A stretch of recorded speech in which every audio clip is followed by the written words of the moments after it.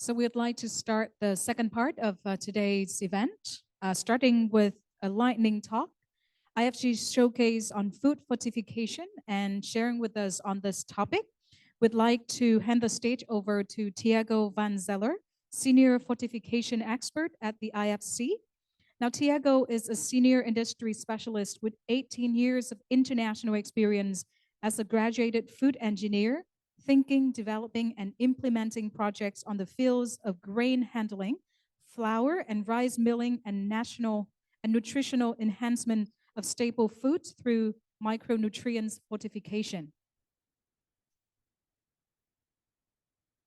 Vâng, chương trình buổi chiều ngày hôm nay thì sẽ bắt đầu với phần trình bày đầu tiên của chuyên gia đến từ Tổ chức Tài chính Quốc tế, ông Tiago Van Zeller.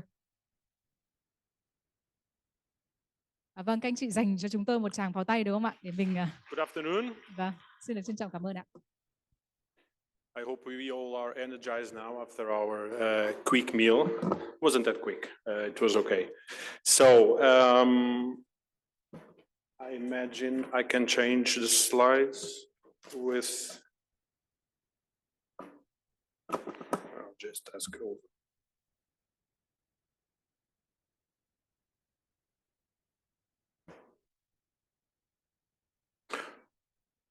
All right. So it is my responsibility now to showcase our learnings from the milling efficiency assessments. This was briefly discussed by my colleague Natia, and the good fortification practices. So we go a little bit deeper now into the flour mills, into the industry. And I'll share our learnings, IFC learnings, my learnings as a process specialist on the industry, and we'll briefly discuss and showcase all the challenges that we see happening on the industry. We will utilize the example. So maybe next slide, please. We will utilize the business case from white rice. I think it's obvious that white rice is the main staple in Vietnam. It does not have mandatory fortification legislation or program implemented. So let's speak a little bit about this. I hope it's interesting, because to me, this is, and to us in our travelings, in our visiting our clients in IFC, it's, I think, the biggest battle horse of fortification is to fortify the rice. We'll see some numbers and you will understand.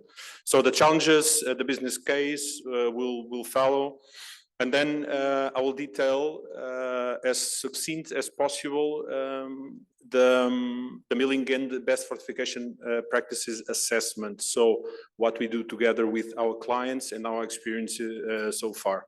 Some learnings, obviously. Next slide, please. All right, so the case study of white rice, like I said, is the most technically demanding. It's the most challenging to implement, and there's a certain number of reasons for that. Focusing on the milling industry, on the challenges for the production of white rice or head rice. So low margins, it's a commodity. The processing is energy intensive. Usually we are speaking on high volumes, low margins industry. So every conquer, every gain on yields is hugely important for the milling sector. There are high variations on head rice yields. I've discussed with some colleagues yesterday in the sector. We visit a company that just the harvesting season, if you have more rain or less, it deeply infects the yields of your head rice in the industry. So it is, and if it affects the yields, how are you going to fortify on a stable way the production and the processing of your rice if your yield is always changing and if the quality of the final product keeps changing? Rice fortification is special technologically, and high changes on yields and or rice varieties deeply affects the value chain that is before, so the purchasing of the fortified rice kernels. So the yields and the rice varieties and the crop and the harvesting conditions are very, very, very important for the rice milling industry. High energy costs. So in Asia, it's very common to find husk burner furnaces. The majority of mills that we have visited produced energy with the burning of the rice husk. This is a very effective way of producing energy, of course. This is for the steam, if you're not aware, with rice milling. So the steam is important either to dry the paddy from the fields or for the parboiling process that is commonly utilized in white rice. So the consistent supply, this is highly seasonal. I think in Vietnam, we're talking maybe on 2 to 3 seasons. Other country is not like this. The paddy drying, the climate challenges, the low skill set in mid-level management. I'm not sure if you are aware. So processing industry is deeply dependent on the mid-level management. How do we train our mid-level managers? When I say mid-level, this is the shift miller that is 24 hours working in the plant in shifts, obviously. So these persons are the most important technological issue of your plant. Staff, resources. So this is where you need to get your training really, really effective. It's not at the management level, higher level, it's also important.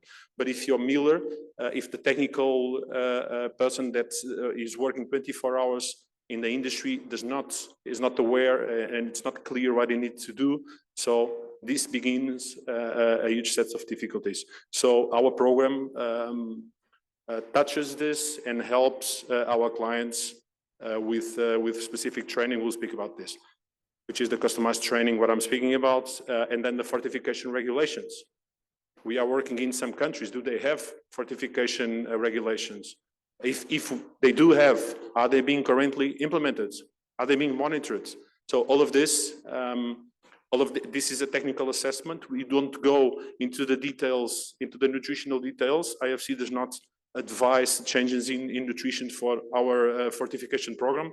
What we do is we implement national regulations or WHO regulations if they don't exist locally in the country.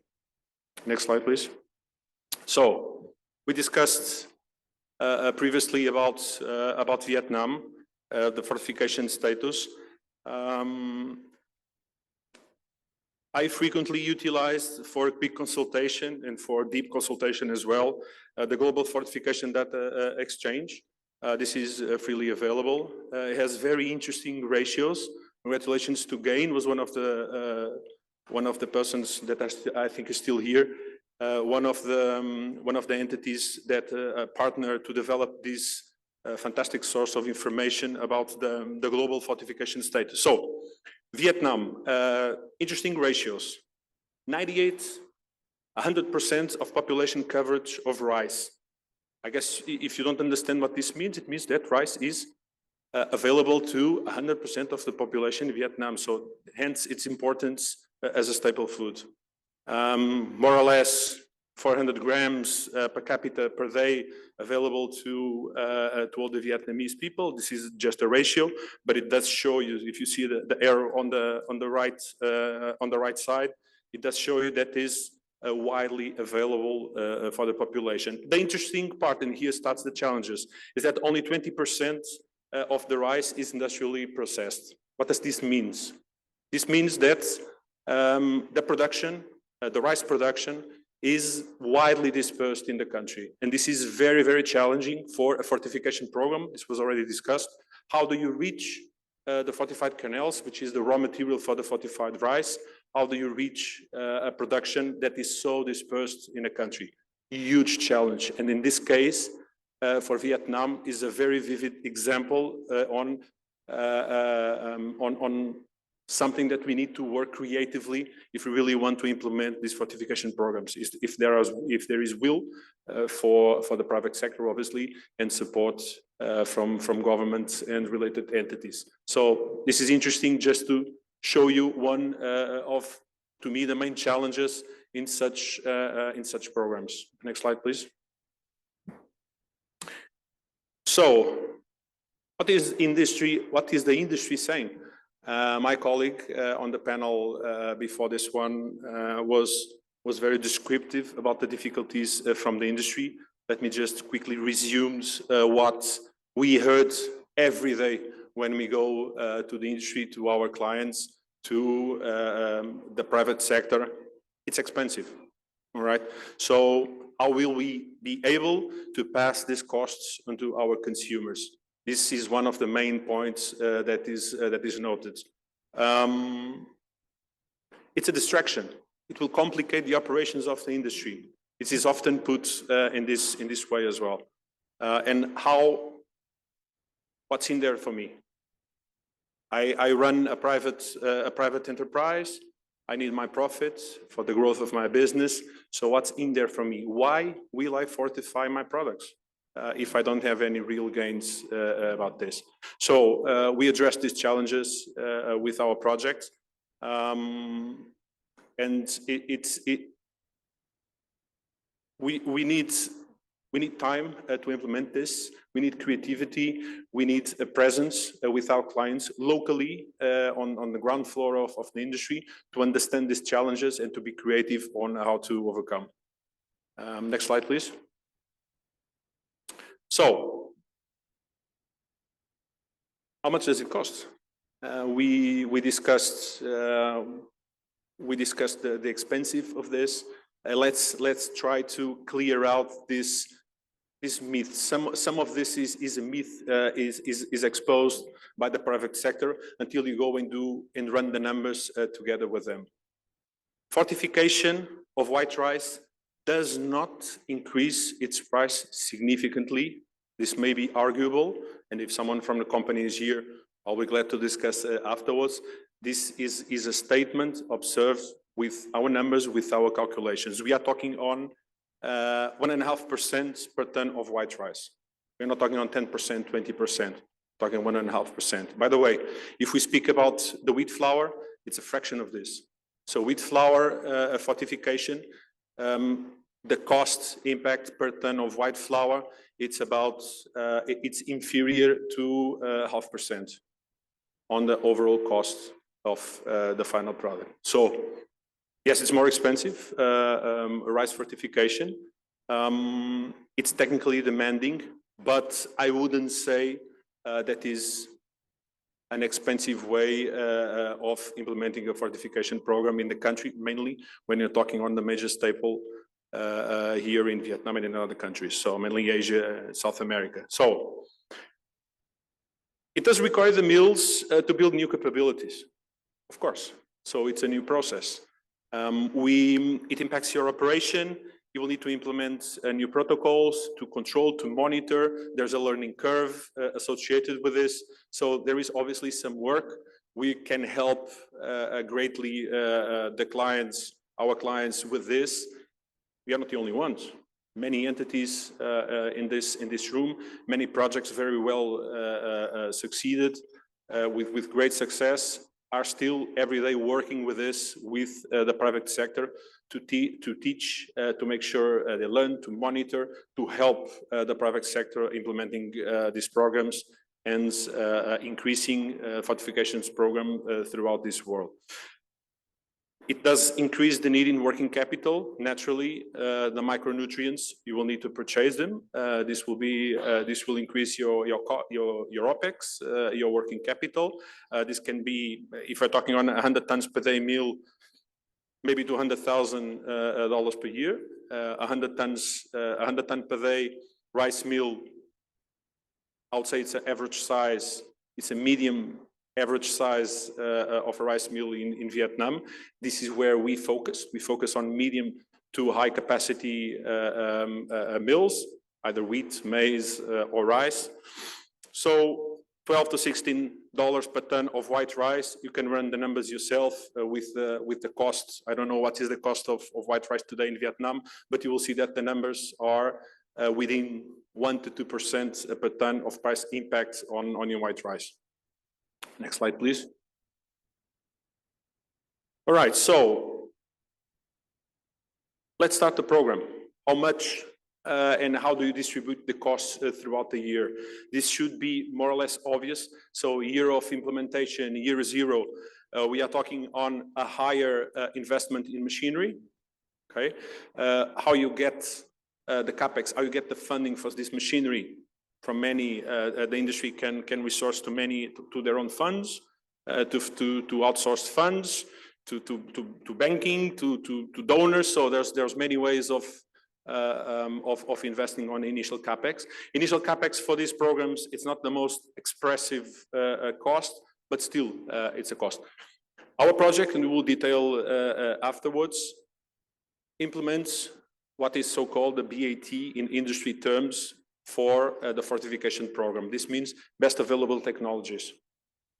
So frequent, we visit the private sector, we visit the industry, and they are not applying the best available technologies. What we today know, it's best to fortify your products. They are not, by many reasons. It's complex, so the operations are not ready, they think the operations are not ready, so we try to demystify, and we work together with the private sector on this. We're talking about machinery. Year one and following, so after the initial investments, obviously 80–85%, maybe 90% of your costs will be OPEX, so it will be the micronutrients that you need to purchase to continue the fortification program. Okay. Next slide, please. So, what is the solution? We are not sure of the solution for the best possible implemented fortification program that we go to the industry and immediately it's implemented and accepted. We are not sure, but we know how to get into the plant. We know how we can incentivize the industry. We understand their business with our expertise. We understand the technological details about it, and this is how we can help. So, IFC performance-based grants, either advisory or the full program, is focusing on going into the process itself without being too technical, and helping the client understand the limitations of their process, how they can increase eventually yields, how can they increase not the quality, but to maintain, not increasing quality because it's difficult, but to maintain the quality of your raw materials longer, how to implement your standard operating procedures, how to implement your fortification technologies and your programs if you need. So, rice milling, grain processing, with importance it has as a staple food throughout the world, is a complex system. It works in a very delicate balance between the specifications of your raw material that so frequently change and the desired final product, so the quality of the final product that you want. It's not what the industry wants, it's what the client demands.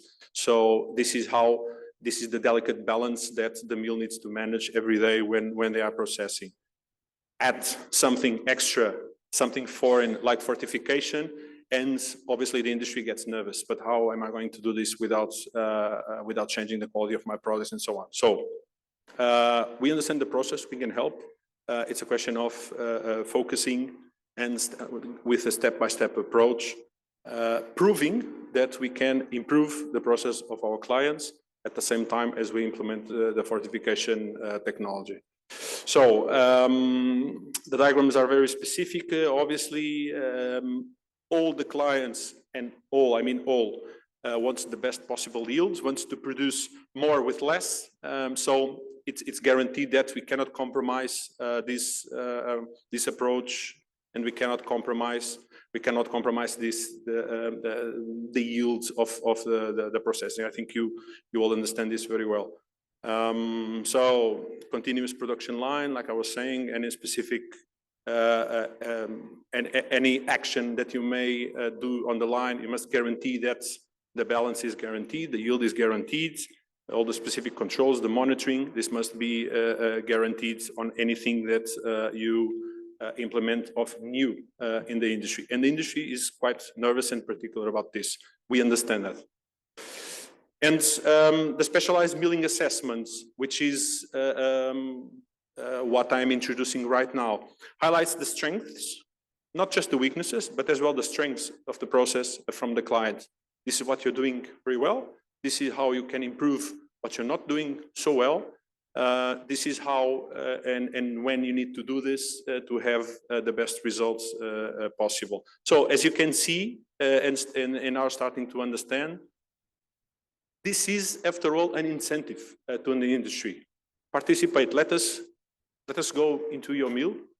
Allow us the assessment of your process. This is how we can help. But please do compromise with us on implementing this program that is so important for the overall population and for your country. Next slide, please. So, why do we need to do the milling assessment? It was discussed. So it is externally supported. It doesn't have bias. It's a technical assessment with international expertise, pinpoints, organizes, executes specific actions. We can help and follow up directly with the clients. It is a focused technical assessment. Again, this is not a general assessment when that we can go inside the plant and say, okay, this was what I've seen, this is what you need to do. No, this is specific to the client's process. I think it's a big plus for this project, and it's mandatory that this is focused to each client. So do they have the standard operating procedures in place? We can help if they don't. Is the yield as much upgraded as it can be? And whatever we do, we need to measure it. We need to measure it. This is fundamental for the client. This is fundamental for us to see if we are moving on the right way. The flour fortification, in this case, on the example of rice, it applies to both industries. So accurate and compliant fortification is not easy. It's not. And if someone tells you the opposite, be suspicious, because it is not. You must have the right machinery, the right knowledge to be able to be compliant with your fortification. Maybe, and I'm saying maybe it's a provocation, maybe volumetric dosing of your micronutrients, and I'm starting to be a little bit technical, I'll not go into many details. It's not the right way. Maybe we need to do it gravimetrically. I know we need to do it gravimetrically. Maybe the industry is not ready for this because the scale is different, volumetric dosing, but this is the way we want to teach IFC clients and the industry to do it. Be sure you are dosing properly your micronutrients. Be sure you are dosing properly your fortified kernels to your white rice. And for this, it's perfectly clear the best available technologies out there, the best practices out there. Let's avoid waste as well. Don't want to dose more micronutrients than the final product demands or the legislation demands. Avoid waste. This is waste. It's waste because it's a cost. The industry does not need to have this cost. We want to deliver consistently the best nutrition. This is clear. So, what does it include? We have discussed this. How we will deliver it, it's important. So these 3 points are the 3 pillars of our program. So the fortification practice assessments, one side, milling efficiency on the other side. Get all of this together in a specialized, on a tailored professional training plan. There's much training available for even fortification for the industry, but there's not so much that is tailored to the specific needs of each client. This is where I think we can greatly help, and this is where we can add value. Be specific to each client. Next slide, please. So, deliverables, mandatory SOPs. If the client needs them, in white rice, this can be as technical as possible. We can help. We know how to do it. We learn with the clients as well, and we tailor to what he needs. The paddy drying, storage, handling, conservation, best practices. Almost always, the clients in the industry faces huge challenges with storing for long periods their raw materials. There are many challenges about this. The moisture, without being too technical, it is a challenge we can help. We can help implementing best practices to conserve, in this case, your paddy for your grains in the best condition possible. So as you can see, this is really intrusive in the client's process. So it's fundamental that the client trusts our work, that trusts the work of the partners that are trying to implement the program. This is on the first level of operations. We divide this on levels just to make it clear for the clients. This is a bit organizational conversation that is more tailored for the industry. They understand, they know what is first level, second level, third level. So the strategy and efficiency, if you want to focus on that, as simple as updating the flow sheets. Almost never a flow sheet is updated on a client. We can help. It's fundamental that they have the right technical documentation to follow up the process as best as possible. So this is all things that we are experienced and that we can help. Automation, some clients have it, others not. So there are ways of doing this and of helping. And the best available technologies for the good fortification practices. So what we extensively discussed on this forum. This is something that we want and will do with our clients and are doing with clients that requires help here. Training. I cannot reinforce enough the need for proper training, professional training, tailored training. This is a huge plus for the client. This is very well received. And we will continue to focus resources to make sure the client has the right training for their process. Next slide, please. So the roadmap. Initially, without going into too many details, we are running out of time, and I'll be open to your questions after the forum. So assessments, we need to assess the plans of the industry that we are focusing on. The assessment includes many things. Usually we go on the direction of the needs of the clients. We then, after the assessments and initial reporting, we do an action plan together with the client, naturally. We need to action on the points that are more relevant. So on the most operational level, some strategic actions, depending on the client. This is what he requires and how we can help. This needs to be tailored, obviously, as I've said many times. And then the execution. And after the execution, we measure, because we need to measure. I'm an engineer by training. So if I don't measure it, if I don't have results, it's like it doesn't exist. So you hear this a lot from engineers, and we need to measure, to share, to learn, and to further execute the programs. Next slide, please. So, what are our main learnings? We have participated in a few pilot projects and many advisory projects in the milling industry. And as you know, the program is very recent. Only this year, well, this is the kickoff year. So our advisory experience, it's a reflex, and it's what we have shown here on the presentation. All these challenges that were discussed previously in the forum by our colleagues, it is what we see on the industry, in what I have discussed in a little bit more technical detail today. So the advisory service are very well received by our clients because they see an immediate positive effect on their process. This is really a stronghold of this project and something that is very well received. What we need from our clients, obviously, then is some kind of compromise that they will participate in the fortification project on the implementation of such a project. So we tie these two together. So we incentivize from one side, we follow up and help on implementation of the fortification program, or we do the advisory on whatever needs of the client needs. We try to tie these three pillars together. Okay. So we increase efficiency of the plants. We've done many successful projects with this. We help the client in due diligence about the process, about new production lines, about what they want to produce in Kent right now. purchasing new lines, increasing capacity. So all of this has been our roadmap with the experience we have so far. We can increase the yields.